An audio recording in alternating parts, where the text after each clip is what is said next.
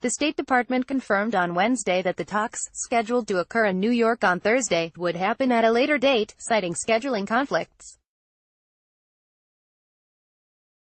President Donald Trump himself addressed the issue during a press conference this week, suggesting that denuclearization talks between the two countries have continued in a positive direction.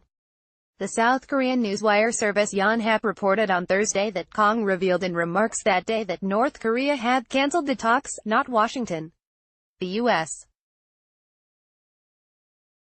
explained to us that it received a notification from the North Korean side to put off the talks, Kang reportedly said, adding that she had not personally talked to Pompeo yet but expected to soon.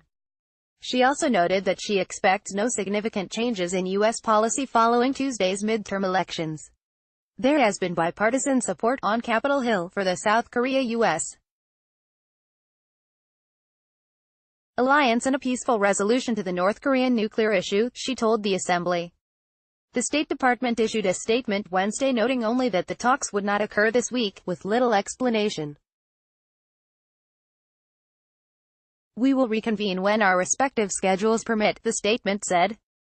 Ongoing conversations continue to take place. The United States remains focused on fulfilling the commitments agreed to by President Trump and Chairman Kim at the Singapore summit in June. Trump personally told reporters that meeting is going to be rescheduled, during remarks Wednesday, expressing optimism that North Korea would agree to a denuclearization plan satisfactory to Washington.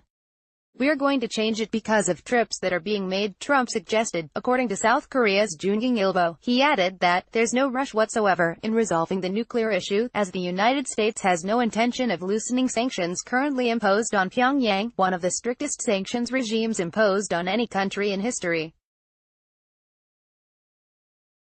Now, I'd love to take the sanctions off," Trump noted, "but they have to be responsive, too.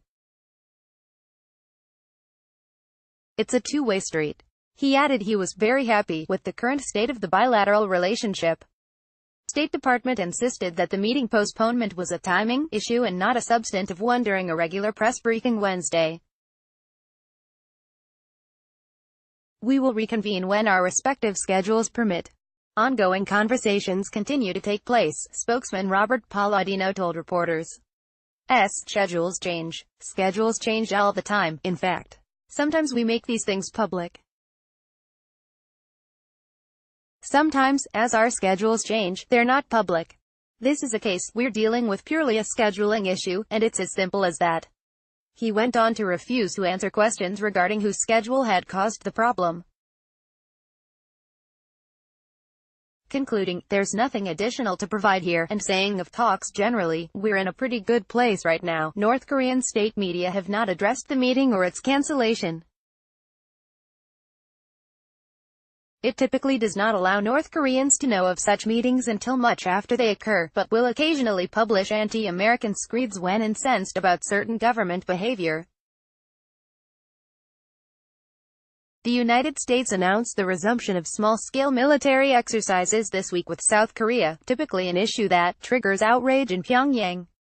In the immediate aftermath of that news, however, North Korean state media instead complained once more about sanctions, insisting the Trump administration must lift them to ensure North Korean compliance with international law.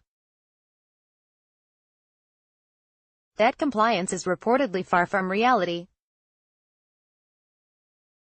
A report published by the Monitor, Site 38 North last week revealed evidence that the communist government has continued mining uranium even as it vows to shut down its nuclear program completely. Chosen Ilbo, which reported on the new evidence, noted that overhead satellite images indicate significant growth in waste deposits at known uranium mining facilities in the country, suggesting recent use. Follow Francis Martel on Facebook and Twitter.